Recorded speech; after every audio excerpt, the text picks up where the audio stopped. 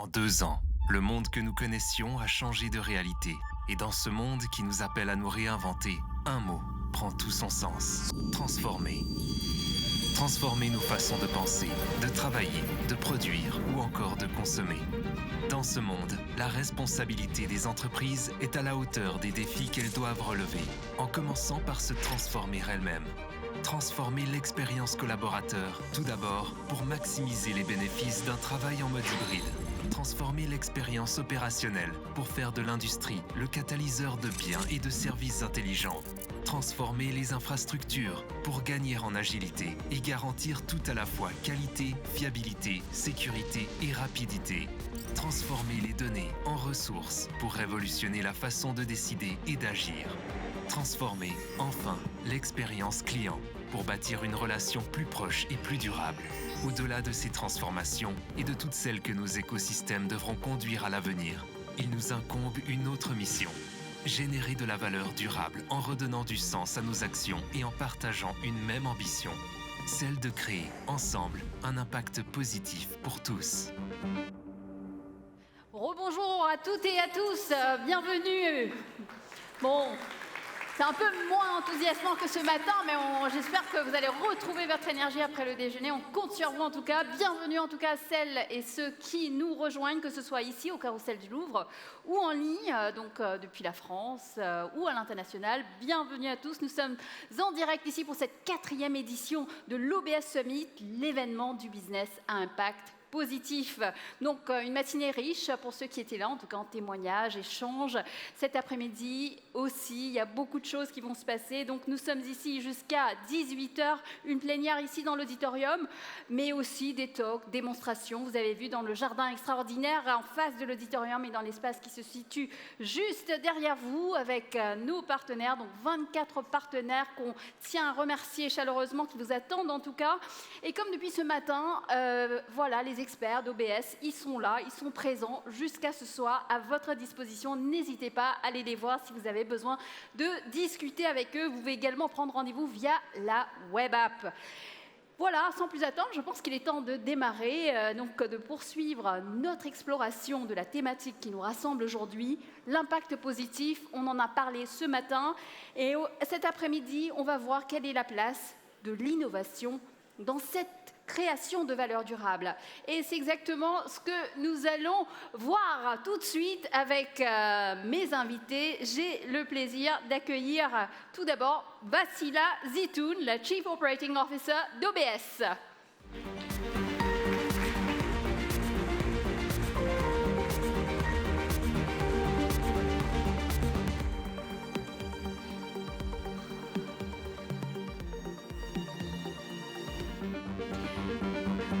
Bonjour Vassila, comment ça va ? Très bien, après ce déjeuner, je crois qu'on a une mission ardue, rehausser le niveau énergétique de la salle, mais à vue de nez, ça sent plutôt pas mal. Ravi de retrouver Acha. Bah écoutez, l'énergie, on va en parler, parler d'énergie, mais pas que l'énergie de la salle, mais l'énergie, on va en parler justement. Donc, juste pour rentrer dans le vif du sujet, voilà, rapport après rapport, le GIEC, on sait qu'il nous rappelle que le chemin est long pour atteindre l'objectif d'1,5 degré. Il y a encore ce très long chemin à faire pour arriver, pour justement atteindre la neutralité carbone en 2050. C'est des objectifs qui semblent difficiles à respecter, Vassila, tant le contexte géopolitique actuel qui est compliqué, qui accroît les tensions sur les secteurs de l'énergie, celui des matières premières, et ça provoque également une inflation importante qui vient s'ajouter aux difficultés d'approvisionnement rencontrées depuis la pandémie. On le sait, j'apprends rien à personne. Vassila, en quoi et comment cette situation aujourd'hui impacte, accélère la politique, les priorités et les actions RSE d'OBS, surtout à l'heure où on voit les entreprises qui sont invitées à agir on leur demande plus de sobriété énergétique.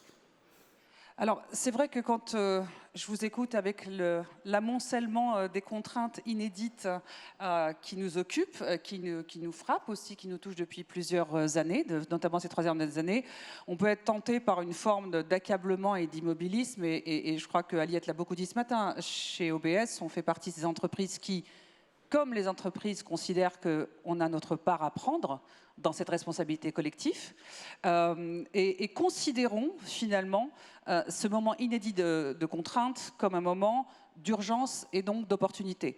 Ça, c'est la première grande idée, et je crois profondément que ça nous définit.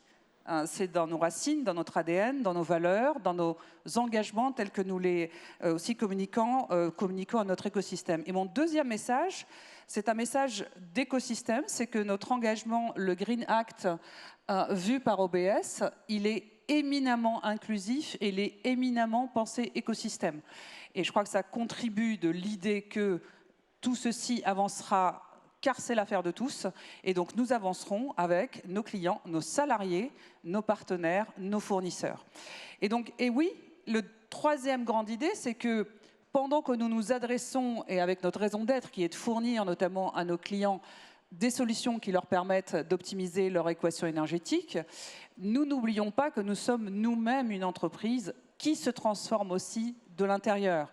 Nous avions pris des engagements chez Orange d'être net zéro carbone à l'horizon 2040, avec un point de passage en 2025, puisqu'il faut passer la barre des moins 30%.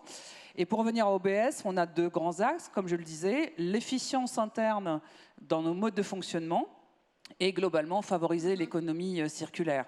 Je vais plutôt détailler plus tard le sujet de l'efficience interne, puisqu'il actionne un levier, je pense qu'il est aussi assez dans le fil rouge d'aujourd'hui, qui est autour de la co-innovation. Tout à fait. Et je me rappelle, lorsqu'on discutait, on préparait cet événement, donc vous avez dit quelque chose. Ce n'est pas tant le trafic Internet qui est émetteur, mais les réseaux et les systèmes d'information. Alors très juste, et je crois que Michael Trabian, patron de la technologie et de l'innovation du groupe, y revient très bien. Je crois que oui, il faut tordre le cou à cette idée reçue, et la loi des Pareto, notamment quand on est qui on est, hein, nous sommes dual, nous sommes opérateurs, nous sommes intégrateurs. Ce qui est très en haut de la pile, c'est le sujet des réseaux. Et donc, face à cette digitalisation accélérée et cette croissance exponentielle de l'usage, ce qui est en haut de la pile va être la consommation de nos réseaux et de data centers et nos infrastructures en général.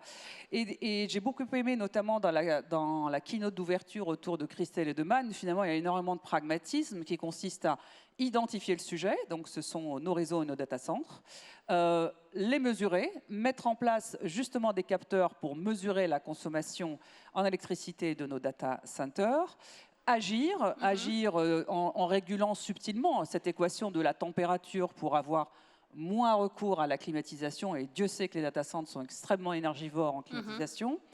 Et j'ai envie de dire, le recyclage, c'est-à-dire tous les composants autour des ampoules LED, de la rénovation des climatiseurs, et globalement une action de recyclage. Et ça se termine par une boucle vertueuse de mesure. Donc, identifier, vous avez les résultats ? Complètement. Identifier, mesurer, agir, mesurer.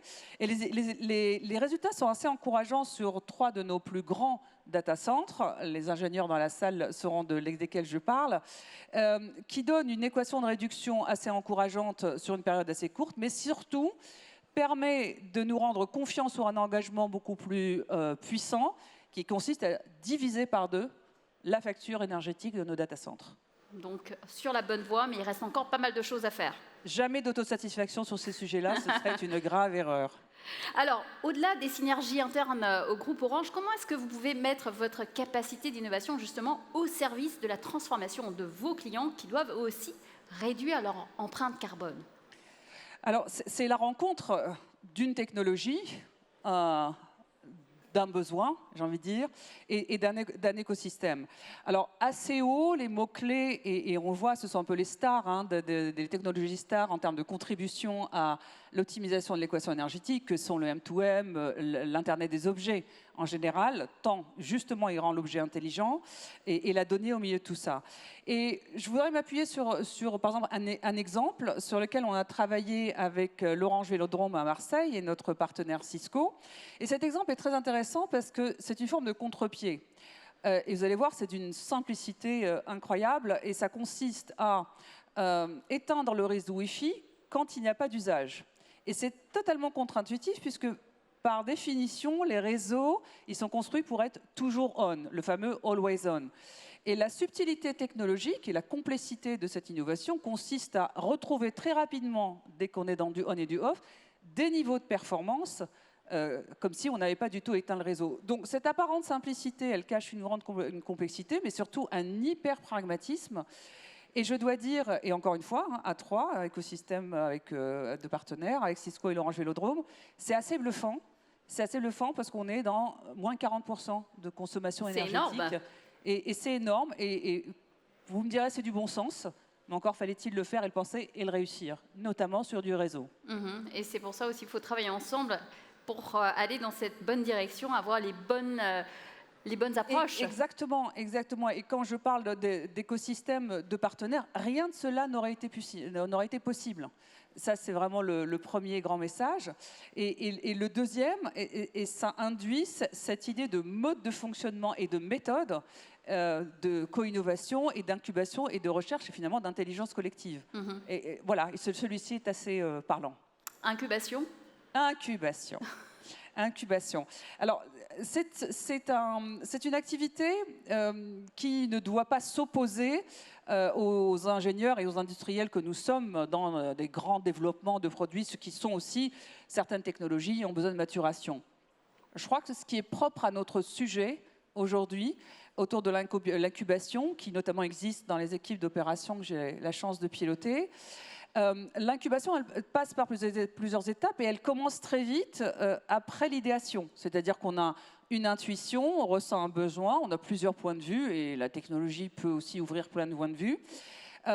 Et elle est suivie finalement d'un processus où on met les gens ensemble et à la différence d'un mode laboratoire, on développe de façon extrêmement itérative et donc agile et finalement on valide ce besoin dans des conditions réelles. Et donc très vite, ça veut dire qu'un client, un partenaire est à bord pour tester. Donc là, c'est test and learn. Voilà, donc ce sont des approches de test and learn. Et ce qu'elles ont, je trouve, et je pense que nous sommes convaincus, de particulièrement puissant, eu égard à votre introduction, elles changent le rapport au temps. On dit souvent que pour trouver la solution, il faut se tromper beaucoup. Et donc, se tromper beaucoup, ce serait bien de se tromper beaucoup et vite. Et donc, cette méthode de test and learn sur cette plateforme d'intelligence collective au moment de l'incubation arrive à valider une solution. Et si cette solution est validée, au sens pertinente, répond à un besoin, et souvent, si elle est pensée nativement environnementale, on a gagné. Il y a des bénéfices forcément. On a gagné encore plus de temps. Et là arrive le moment de vérité. Si tout va bien et si on a réussi, on a le fameux passage à l'échelle. Voilà, donc ça c'est le next step. Donc si on fait vraiment le bilan de toutes ces actions que vous venez de détailler, concrètement, qu'est-ce que ça donne aujourd'hui en chiffres? Vous êtes, en tout cas vous, au OBS, où en êtes-vous précisément dans l'atteinte de vos objectifs environnementaux et sociétaux? Je crois que je ferai d'abord un détour par aussi ce que nous définissons profondément chez OBS comme étant la création de valeur. Et la création de valeur, on la voit sous 4 prismes importants, pour les actionnaires évidemment, pour nos salariés, pour la société et pour nos clients. Et cette idée fondamentale fait que, et je pense que c'est un des messages forts, lors de la publication de nos résultats financiers du premier semestre, donc c'était en juillet dernier, et parce que ces sujets d'engagement environnementaux sont d'égale importance, ce message de cette première publication qui nous engage, mais qui nous engage dans de la transparence et de la lisibilité de nos actions, permet de dire par rapport à l'échéance qui est la nôtre à horizon, d'abord point de passage, comme je le disais, 2025 et point de passage 2040, un peu en avance d'ailleurs par rapport à l'engagement, je me permets de le dire au passage, pour le groupe d'Orange, c'est que sur 2 marqueurs forts, l'un étant la baisse de notre consommation effective énergétique et de nos émissions carbone, qui doit être de moins 30 à horizon 2025, est à moins 14 comparé à l'année 2019 versus 2020. Donc ça marque le curseur. Et le deuxième marqueur, qui est le taux de recyclage, donc des équipements et des téléphones en particulier, que nous visons à être à 30% à l'horizon du plan, est autour de 21,5% pour être précise. Et donc, comme je le disais, dynamique réelle, transparence totale, valeur aussi importante que notre performance parce qu'on ne la conçoit pas autrement. Et encore une fois, pas d'autosatisfaction, il reste beaucoup de choses à faire. Il reste du chemin à faire. Mais justement, donc, si je comprends bien, Vassila, ce que vous dites, donc l'innovation, l'innovation sans le côté green, donc on parle de croissance durable, c'est indispensable. Et plus j'écoutais le déroulement de cette journée et le nombre de personnes convaincues dans la salle et sur scène, moins j'ai envie de finalement passer de temps sur le pourquoi. Tellement il est évident. Et la façon dont on voit ces sujets chez OBS, c'est notre rôle finalement de fédérateur d'écosystèmes. C'est une équation, comme je disais, d'une technologie, d'un besoin, d'un partenaire, parce qu'il y a aussi un certain nombre d'évidences qu'il est bon de rappeler. Les technologies vont extrêmement vite. Elles ne sont durables et viables que si elles sont ouvertes et partagées par le plus grand nombre. Une fois qu'on a dit ça, je pense que voilà, cette démarche que nous avons prise, et je pense que nous allons accélérer, nous semble être la plus pragmatique, peut-être la plus intelligente et la plus inclusive. Un autre exemple, et d'ailleurs, mes voisins de table vont se reconnaître, on en parlait au déjeuner, un autre exemple d'innovation à impact positif, c'est Copernicus. Donc si je dis Copernicus, on situe que nous sommes dans le domaine du spatial et satellitaire. Et voilà, c'est une belle histoire où... avec Airbus, en l'occurrence, Capgemini et OBS, nous avons donc mis au point, nous avons monté, pour le dire très simplement, une base, une banque d'images satellitaires, donc au moyen d'instruments, bien sûr, embarqués dans les satellites, qui consiste à lister un certain nombre d'images terrestres. Et cette plateforme, je reviens au sujet d'ouverture et de l'open, est mise à disposition d'un certain nombre d'acteurs et d'écosystèmes. Et s'en est emparée une start-up qui s'appelle Diginov et qui précisément actionne ce bien commun pour alerter des populations en cas de catastrophe climatique en mode proactif. Nul doute que, et encore en France récemment, le sujet se rapproche. Et donc c'était pour illustrer voilà, comment, ensemble, avec un écosystème, sur un sujet qui fait sens, dans une approche ouverte et partagée, en co-innovation, ça peut faire avancer les choses. Merci Sila. D'ailleurs, vous parliez de Michael Trabia, donc, qui est le Chief Technology and Innovation Officer du groupe Orange, qui n'a pas pu être là. Donc, il revient sur le rôle de l'innovation au sein d'Orange et nous livre sa vision sur les engagements climatiques du groupe. Écoutons-le. Bonjour à toutes et à tous. Je suis ravi d'être parmi vous pour cet OBS Summit pour partager quelques réflexions sur notre engagement climatique. Les événements extrêmes que nous avons connus cet été nous rappellent à quel point la lutte contre le réchauffement climatique doit être une priorité pour tous les acteurs de la société et particulièrement les entreprises. C'est pour cette raison qu'Orange s'est engagé à être neutre en carbone d'ici 2040, 10 ans avant les objectifs de l'accord de Paris, en réduisant drastiquement à la fois nos émissions directes et nos émissions indirectes, avec un programme ambitieux de puits carbone pour compenser nos émissions résiduelles. La situation exige une mobilisation collective sans précédent. Tout d'abord, pour réduire notre consommation d'énergie. Orange a engagé un ambitieux programme pour développer des réseaux et des data centers toujours plus efficaces. Mais au-delà de nos émissions directes, nos émissions indirectes sont responsables de 80% du total. J'en profite pour tordre le cou à une idée qu'on entend trop souvent, selon laquelle il faudrait réduire le trafic Internet pour réduire nos émissions de CO2. La réalité est que l'empreinte carbone des télécoms est essentiellement dimensionnée par l'accès, à la fois en termes de couverture des réseaux et d'équipement des clients, et non par le trafic. C'est pourquoi nous mettons un effort tout particulier pour travailler avec l'ensemble de nos partenaires à développer l'économie circulaire et l'éco-conception de nos équipements réseau et IT, ainsi que des équipements de nos clients, box, smartphones, routeurs. Concrètement, cela veut dire augmenter la durée de vie, faciliter la réutilisation et prévoir le recyclage en fin de vie. Nous nous sommes fixés comme ambition d'augmenter la durée de vie des smartphones, actuellement de 3 ans, à 5 ans. Par ailleurs, nous sommes convaincus que les technologies numériques, dont l'empreinte reste modeste, même si nous devons évidemment être au rendez-vous de nos engagements, peuvent et doivent contribuer à la transition environnementale de tout le reste de l'économie. 3 exemples. En réduisant nos déplacements, notamment professionnels, grâce aux outils collaboratifs. Je vois beaucoup d'entreprises en mesure de diviser concrètement par 2 leurs déplacements non opérationnels par rapport à la période pré-Covid. Deuxièmement, en optimisant les activités de production industrielle, de logistique ou encore de maintenance grâce à une combinaison de technologies telles que l'IoT, l'IA et le cloud computing ou l'edge computing. Par exemple, avec IoT Continuum, un partenariat entre Orange, Sierra Wireless, ST Microelectronics et La Croix, nous aidons les entreprises à exploiter tout le potentiel de l'IoT cellulaire en Europe et dans le monde et à faciliter le déploiement de projets préintégrés à grande échelle.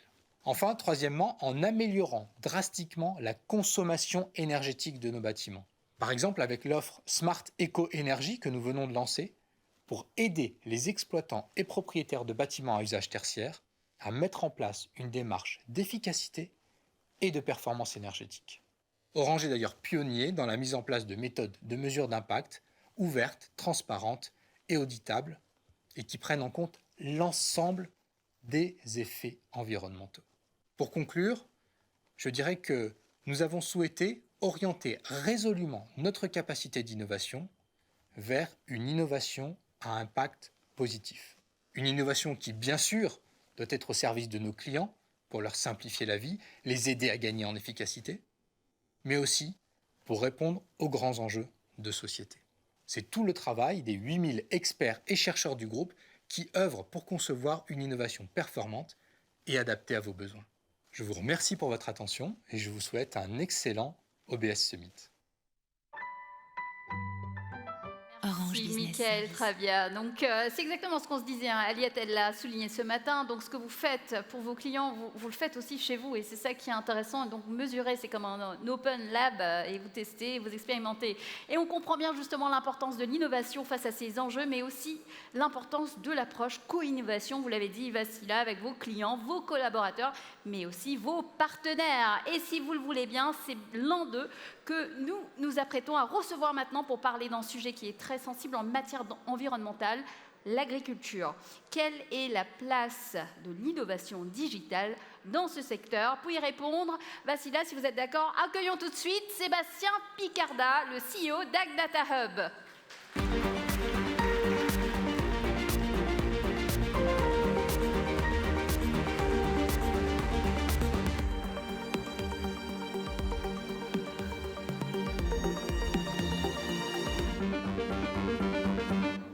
Bonjour Sébastien, comment ça va? Très bien, impeccable. Ravi d'être parmi vous. Formidable. En tout cas, bienvenue à l'OBS Summit. Nous sommes ravis de vous avoir parmi nous pour nous parler justement d'AgData Hub. En tout cas, moi, je ne connaissais pas, jusqu'à hier, j'ai découvert. C'est formidable. Vous pouvez partager ça avec notre audience. AgData Hub, une aventure agricole fondée par les agriculteurs, pour les agriculteurs, avec le soutien de l'État et de l'ensemble des filières et des partenaires comme Orange Business Services. Qu'est-ce que AgData Hub? C'est le premier intermédiaire de données reconnu demain au niveau européen pour pouvoir faire circuler la donnée entre 380 000 exploitations agricoles françaises et 85 000 partenaires amont et aval. C'est aujourd'hui une initiative qui a été soutenue par l'État au travers de BPI France et un investissement de la Caisse des dépôts et consignations, et également au niveau européen, toujours aux côtés d'Orange, au travers du projet phare Gaia-X, et dernièrement par la Commission européenne, qui nous a nommés comme coordinateur du futur Data Space Agriculture, qui préfigure les échanges de données au niveau européen. Voilà. Et vous développez donc plusieurs solutions de la data agricole, hein, on est d'accord? Exactement, API Agro pour l'échange de données, AgriConsent dont on va parler sur l'identité et la gestion du consentement, et l'accompagnement des TPE-PME autour de leur démarche data avec CapData. Alors expliquez-nous un peu cette collaboration avec OBS. Alors, tout a démarré il y a 4 ans par un projet d'innovation avec Orange Labs et l'ensemble des équipes d'Orange qui nous ont accompagnés pendant 4 ans en lien avec les équipes d'Orange, l'imprimerie nationale, maintenant IN Group, pour pouvoir développer le premier wallet réunissant l'identité numérique d'un agriculteur, une personne physique, et son identité de personne morale, l'exploitation agricole. Ce faisant, l'agriculteur va pouvoir engager son exploitation agricole pour pouvoir sécuriser son accès sur le web à des applications métiers, pour pouvoir donner son consentement avant tout échange de données et enfin présenter des attributs comme des certificats professionnels ou d'autres éléments indispensables dans la vie économique de l'agriculteur. Et là, on parle de blockchain. Faut pas voilà, donc blockchain, c'est quand même énergivore, hein, Vassila. Donc Alors, blockchain, ça l'a été. Ça l'a été, comme ça a été dit ce matin, les technologies se suivent et intègrent, parce qu'on peut faire le parallèle entre 4G et 5G, ou même 3G et 5G. Donc oui, c'était vrai au début, lorsque la technologie n'était pas encore très mûre. Je crois que notamment avec le AgriConsent dont on parle, on a fait énormément de progrès en termes justement de consommation énergétique. Pour situer, l'utilisateur auquel tu faisais référence va émettre 2 ou 3 fois par an un certificat et finalement ces données vont être stockées autant de fois qu'elles le sont demandées par les organismes qui les demandent. Donc pour donner un ordre de grandeur, ça représente quelque chose comme 1 téraoctet à l'échelle d'une année et aujourd'hui avec ce passeport identité numérique, on est plutôt donc, dans la référence autour de kilo-octets. Donc on ne va pas faire la règle de 3, mais je pense que ça donne aussi la proportion de l'énorme progrès qui est fait et à ce titre-là, j'ai envie de vous dire tout ce que vous voulez savoir sur la blockchain tout en osant le demander. Je vous invite à rejoindre notre formidable expert parce qu'il est très bon, il est expert, il est pédagogue et passionné et très accueillant. Donc sur le stand des technologies immersives, j'ai nommé Antoine Maisonneuve. Donc je vous invite à lui rendre visite. C'est assez passionnant. je crois qu'il a un fan club dans la salle. Hein. J'entends des Il a un applaudissements. mini-club dans la salle, Antoine. Mais il est grand, son club, Antoine. Merci, Wassila. Donc concrètement, vous parliez d'AgriConsent. Ça sert à quoi ? Concrètement, on voit aujourd'hui que nous traversons une crise à la fois climatique, environnementale, économique, avec la nécessité d'assurer la souveraineté alimentaire et énergétique de la France et de l'Europe. Et à ce titre, l'agriculture y contribue, d'une part en séquestrant du carbone, d'autre part en informant mieux le consommateur sur les bonnes pratiques locales et sur la production locale. À ce titre, AgriConsent permet de sécuriser l'utilisation des données des agriculteurs. L'agriculteur reste maître de l'usage de ces données pour pouvoir démontrer qu'il cultive conformément au cahier des charges de l'agriculture biologique, qu'il utilise les produits phytosanitaires en toute sécurité, et derrière, finalement, qu'il puisse transmettre cette information soit ses partenaires qui vont lui apporter de l'agriculture de précision, soit mieux informer le consommateur sur les pratiques en tant que telles. Et si on prend l'exemple qui nous intéresse aujourd'hui sur la RSE, on voit que la question de l'affichage environnemental, qui est prévu dans le cadre de la loi climat l'année prochaine, qui apparaîtra sur tous les produits de grande consommation, nécessite que l'agriculteur mette à disposition ces données, que l'ensemble des acteurs des filières puissent la traiter, la valoriser, l'optimiser, la tracer, pour à la fin se matérialiser par une note environnementale qui sera présente sur tous vos produits de grande consommation, notamment alimentaires, pour vous permettre de faire le choix d'une agriculture locale, biologique, ou bien de pouvoir assurer le bien-être de votre famille et de votre territoire. Et ça permet de mesurer, de calculer son crédit carbone. Alors effectivement, on a parlé justement du scoring environnemental que nous développons en partenariat avec la société Foodpilot, mais également de pouvoir calculer des crédits carbone pour pouvoir participer à la valorisation des pratiques agricoles, à savoir séquestrer le carbone et pourquoi pas le revendre à Orange. Ah, formidable. Donc il y a du business dans l'air. Donc voici là, donc l'identité numérique, en quoi est-elle importante pour l'agriculteur et ses partenaires ? Sébastien, on parle brillamment bien, tant le sujet est orienté utilisateur. Mais si je devais revenir sur ce que tu viens exactement de dire, il y a un sujet de confiance, un bénéfice de confiance, notamment dans ces transactions numériques d'un point de vue de l'utilisateur, qui est un premier bénéfice, et surtout lui donner de la lisibilité sur ce qui se passe avec sa donnée. Il y a indéniablement un sujet de sécurité, et notamment quand on voit les sujets d'usurpation d'identité et de fraude en général. Et efficacité aussi, puisqu'il y a... Il le dit très simplement, mais c'est aussi simple que ça. Donc, l'expérience utilisateur dans l'ouverture d'un compte, dans les différentes démarches, sont autant de bénéfices de simplicité. Et peut-être pour finir, le volet innovation, c'est que nous mettons là à disposition une technologie donc pertinente et souveraine et conforme avec le futur que tu décris, notamment quand on regarde le sujet d'un point de vue européen très bientôt, finalement. C'est en train d'arriver. Et Sébastien, vous avez un exemple peut-être pour illustrer? Même deux. Même deux? Allez, Très rapide. allez, on a le temps. Le premier, pour se connecter sur un site internet de manière totalement sécurisée, eh bien, pour l'agriculteur, sans identifiant mot de passe, il suffit de scanner son QR code et derrière, de ce fait, pouvoir accéder à l'ensemble des outils d'aide à la décision au travers d'une fédération d'identité qui sera opérationnelle prochainement. Deuxième élément, le certifito. Qu'est-ce que c'est? Pour pouvoir sécuriser l'achat des produits phytosanitaires, très sensible au regard de la société, l'agriculteur doit prouver qu'il a été formé préalablement à l'usage de ces produits phytosanitaires et nécessite de démontrer d'avoir sur lui un certificat de formation. Et ce certificat de formation, aujourd'hui, sera présent sur la blockchain et permettra, grâce au QR code, de pouvoir acheter ces produits phytosanitaires en toute sécurité. Et voici là, quelle est la contribution d'OBS dans ces solutions? Elle s'inscrit justement dans notre rapport à... nous, on entend souvent notre raison d'être, c'est, je la rappelle quand même, la raison d'être d'Orange, il n'y en a qu'une, c'est donner les clés à tout un chacun à un monde numérique responsable. Je crois que ce très bel exemple, tant il est porteur d'un certain nombre de recettes de succès, qu'est-ce que ça fait? Quelle est notre contribution? C'est faciliter le partage de la donnée. Faut-il rappeler que quand on est opérateur et intégrateur, finalement, on traverse toute la chaîne de valeur de la donnée. C'est un sujet qui nous définit aussi beaucoup depuis plusieurs années. Réduire drastiquement, justement, la fraude.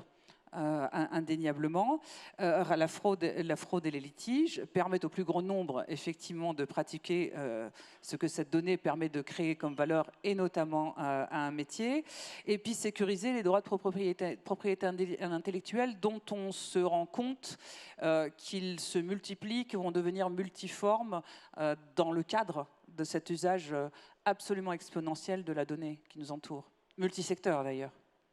Merci Wassila. Sébastien, je crois, si je ne me trompe pas, vous êtes venu avec une vidéo qui résume un peu ce dont nous venons de parler. Et nous allons réagir après, Wassila. Je vous propose de la regarder. Aujourd'hui, le numérique est au cœur du quotidien des exploitants agricoles et des relations avec leurs partenaires. En 2 clics, AgriConsent leur offre plus de maîtrise sur leurs échanges de données, en toute sécurité. Aujourd'hui, Christophe, céréalier d'Île-de-France, reçoit Mathilde, conseillère de la Chambre d'agriculture. Elle vient lui présenter un nouveau service qui nécessite l'accès aux données d'exploitation. S'il veut en bénéficier, Christophe doit donner son accord explicite à l'usage de ces données. On appelle ça le consentement. Ce service numérique intègre la solution AgriConsent. Fini la paperasse. AgriConsent garantit rapidement l'identité de Christophe et le respect de son consentement. Ils vont pouvoir travailler à d'autres sujets. Comme tous les agriculteurs, Christophe utilise des produits phytosanitaires. Pour valider sa commande, le céréalier doit présenter son certificat professionnel auprès de son distributeur agréé. Ce matin, Christophe reçoit sa livraison de produits phytosanitaires. Il ouvre son wallet AgriConsent et prouve la validité de son certifito. Fini le document papier périmé ou introuvable quand on en a besoin. Avec l'application d'identité numérique AgriConsent, les agriculteurs ont tous leur certificat dans la poche. Et pour les distributeurs, c'est plus sécurisé. L'identité de l'acheteur et la validité de son certificat sont garanties. Christophe reçoit un mail de sa coopérative qui lui demande de transmettre son RIB pour être payé pour sa récolte. Il utilise son wallet AgriConsent et envoie son RIB très simplement. Fini la circulation de documents bancaires par email et le risque d'usurpation d'identité. L'envoi du RIB est extrêmement sécurisé, il ne peut être ni intercepté ni remplacé. AgriConsent garantit l'identité de l'émetteur et du destinataire et les coordonnées bancaires sont infalsifiables. Après une journée de travail sur ses parcelles, Christophe se connecte au portail AgriConsent. En tant que chef d'exploitation, Christophe retrouve l'historique des échanges numériques et peut administrer ses consentements. Il peut les consulter, les renouveler ou les résilier. Fini le manque de transparence ou la fuite des données. L'agriculteur visualise très simplement quel partenaire est autorisé à accéder à quelles données de son exploitation et pour combien de temps. AgriConsent consolide la relation de confiance entre l'exploitant agricole et ses partenaires. Avec AgriConsent, gardez la main sur l'usage de vos données en toute sécurité. Alors là, ça résume bien en images vos propos. Hein. C'est formidable. Hein. C'est concret. C'est concret. C'est très concret. Tout à fait. Et maintenant, quelles sont les prochaines étapes ? On a mis les bottes en France, en Île-de-France. Ici, maintenant, on va passer au niveau européen. Tout l'enjeu, effectivement, grâce à GaiaX et à notre connaissance comme coordinateur du Data Space Agriculture au niveau européen, est justement de pouvoir passer à l'échelle de notre déploiement. En France, 380 000 exploitations agricoles, 10 millions d'exploitations agricoles au niveau européen, pour pouvoir sécuriser les échanges de données au sein de l'Union européenne. Donc, on va y travailler dans le cadre d'une architecture blockchain scalable, mutualisée au sein de notre secteur économique, et dont les nœuds sont hébergés sur l'offre Flexible Engine d'Orange Business Services, et ce qui nous permet donc de pouvoir nous développer et envisager des développements intéressants en dehors de France. Non, c'est vrai, on parle d'agriculture, mais il y a d'autres secteurs peut-être. Ouais, si là vous vouliez. On peut penser au secteur bancaire, on peut penser au secteur bancaire où les sujets d'habilitation effectivement et de validation d'identité eu égard au nombre de transactions et à l'importance de la sécurité dans ce type de transactions. Donc ça peut être aussi une application future de ce type de sujet. Le tourisme ? Oui, effectivement. Je veux dire, si l'agriculture l'a fait, pourquoi pas vous ? Le monde du tourisme, ce sont des restaurateurs, des hôteliers indépendants qui doivent valoriser leurs images, leurs menus, leur savoir-faire et protéger leur propriété intellectuelle. C'est ce que permet la blockchain en tant que telle. Et deuxième chose, de pouvoir aussi gérer leur consentement comme les agriculteurs le font. Et peut-être d'autres secteurs hein ? La santé, le transport, pour pouvoir également assurer cette traçabilité de la ferme jusqu'à votre assiette et d'avoir donc cette traçabilité à tout moment et disponible pour tous les acteurs de la filière. Si là peut-être vous voulez rajouter quelque chose ? Un mot de la fin, pour notamment de la perspective sur ce sujet de la blockchain, qui est la technologie dont il est question, et un des sponsors est au premier rang, on en parlait tout à l'heure, donc on le salue. Pour dire aussi que d'une part, nous y croyons parce que de belles histoires comme ça se répéteront. On est très content d'avoir rejoint l'Alliance Blockchain France depuis l'été dernier, et d'être aux côtés des 17 membres fondateurs, donc aux côtés d'un certain nombre d'entreprises, d'administrations et d'universitaires. Et ce consortium, il est non seulement là pour accélérer ce type d'initiative, mais aussi pour incarner et faire en sorte que nous ayons finalement une infrastructure blockchain française ouverte à l'ensemble des administrations et des entreprises. Et c'est le clin d'œil avec, je pense qu'une technologie passe à l'échelle quand elle rencontre des cas d'usage, mais quand elle est éminemment aussi ouverte. Donc c'est aussi un élément de projection pour le futur. Et peut-être un mot de conclusion, parce que c'est le fil rouge de cette journée qui nous réunit. Comme je le disais au début, on ne choisit ni l'immobilisme ni l'anxiété, même si on pourrait se laisser porter, vu la complexité des contraintes. Simplement, la co-innovation a un impact positif à travers les différents exemples passés, présents et à venir. C'est finalement ce qui nous définit profondément. C'est un alignement profond avec qui nous sommes, le regard que nous portons sur la technologie au sens large. Notre définition, c'est qu'elle n'a d'intérêt que si elle crée du progrès. Nous sommes dans le code génétique du groupe Orange, nous sommes dans le code génétique d'OBS. Nous la pratiquons avec inclusion, nous la pratiquons avec humilité et nous la pratiquons avec une conviction. Ouais, c'est le bon sens que j'ai appris. Quand c'est complexe et que c'est incertain, il y a une façon de s'en sortir, c'est l'intelligence collective. C'est aussi de ça dont il s'agit. Et dernier mot, je crois qu'on sous-estime, dans ces moments où le sens a été en question, à quel point ce type de sujet et ce type de démarche mobilise les collaborateurs justement sur ce sujet de sens. Il en a aussi été question. Je vous remercie pour votre attention. Merci à toi. Merci Sébastien, merci Wassila, c'était un plaisir de discuter avec vous. Merci en tout cas. Merci beaucoup. Voilà, donc nous arrivons au terme justement de cette plénière. Donc l'OBS Summit continue ici jusqu'à 18h, des mots talk, networking avec les experts derrière. Donc continuez à aller vous balader, explorer. Et il y a aussi les talks qui continuent avec Jeanne qui n'est pas partie, elle est toujours là, Jeanne Baron, qui anime ces talks. Donc ne les ratez pas. Et juste 2 mots avant de se quitter. Un questionnaire de certification va vous être adressé par SMS, donc vos retours sont précieux et seulement quelques minutes suffisent pour le remplir. Nous comptons sur vous. Nous tenions à remercier chaleureusement les 24 partenaires qui se sont associés à cette 4e édition de l'OBS Summit. Donc je crois que vous pouvez les voir derrière. S'il vous plaît, applaudissez-les parce que c'est aussi possible grâce à tous ces partenaires et c'était un plaisir pour moi de vous accompagner pour ces tables rondes et cet événement. Merci à tous. Bel après-midi, ne partez pas, ça continue jusqu'à 18h. Profitez-en et à la prochaine. Merci.